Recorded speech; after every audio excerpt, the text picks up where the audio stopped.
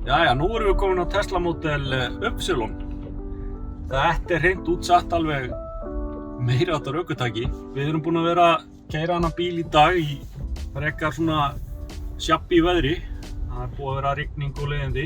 Það reyndar ekki hvasst og maður aðeins búin að stíga á gjöfina. Það ekki annað hægt að segja en að það sé afl í þessum bíl, enda hann ekki nema 5 sekúndur í 100. Hann með sama skjá og Tesla Model 3, alveg gríðarlega skýr og öflugur skjár. Þetta svarar strax, alveg svo orkugjöfin á bíl, hún svarar strax. Þessi bíl, hann hærri. Það til dæmis 17 cm undir lægsta punkt hér á meðan það 14 á Model 3. Við erum að tala hann sé með 4-hjóladrifi. Það sjálfstæð fjöðrun á hverju hjóli. Það eru 2 rafmótorar í honum. Hann að fara 507 km á hleðslunni samkvæmt WLTP-staðlinum. Hámarkshraði á þessu yfir 200 km. Og ég verð að segja eins og að þetta alveg óviðjafnanlega skemmtilegt ökutæki og þyngdarpunkturinn alveg neðst í bílnum. Hann liggur alveg eins og sleggja á veginum.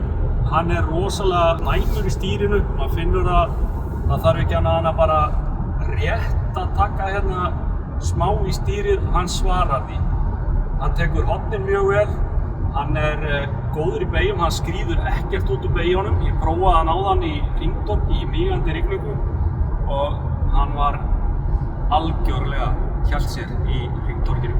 Annað við hennan bíl sem alveg stórmerkilegt að þeir ætla að hafa hann 7 sæta á næsta ári. Þá koma hann 2 stólar fyrir aftan hérna miðjubekkin og þá erum við að tala í rauninni að það sé annarkvort fyrir gæludýr eða lítil börn. Ég get ekki ímyndað mér að það sé neitt rosalegt pláss.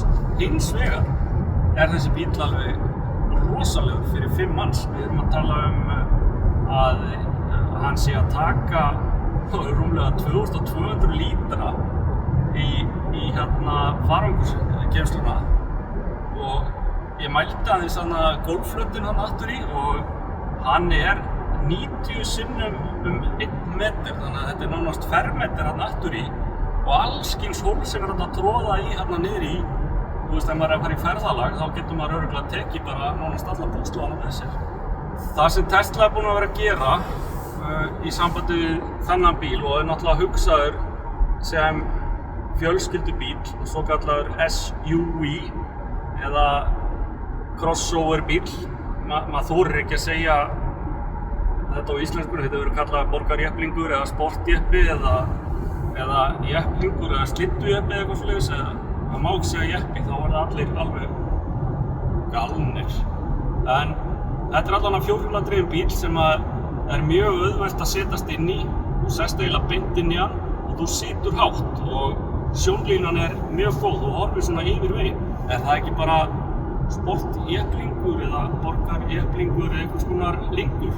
Annað sem mér langar að nefna þegar þú komin á 20 tómu felgur á svona kakka og ef þú tekur hann í performance útfærslu eins og hann kemur á næsta ári að þá þetta náttúrulega kannski ekki bíll til þess að fara vestur á firði og keyra einhverja heiðar á malarvegi.